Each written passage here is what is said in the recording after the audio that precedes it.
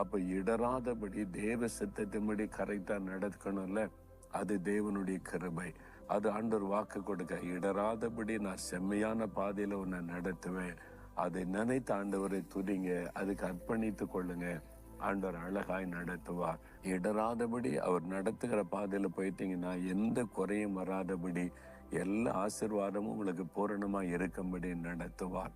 அதுதான் ரகசியம்.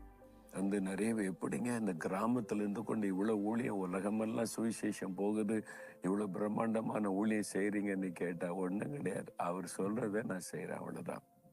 எந்த பக்கம் போகாம இடராதபடி அவர் என்ன வழி நடத்துகிறாரோ அதன்படி செய்யறதுனால கர்த்தர் நடத்துகிறார். உங்க வாழ்க்கையிலையும் அது ஒரு வாக்கு தத்தம், ஒரு ஆசீர்வாதம். ஆண்டவரே, இடராதபடி என்னை நேர்மையா சரியான பாதையில நடத்தும்.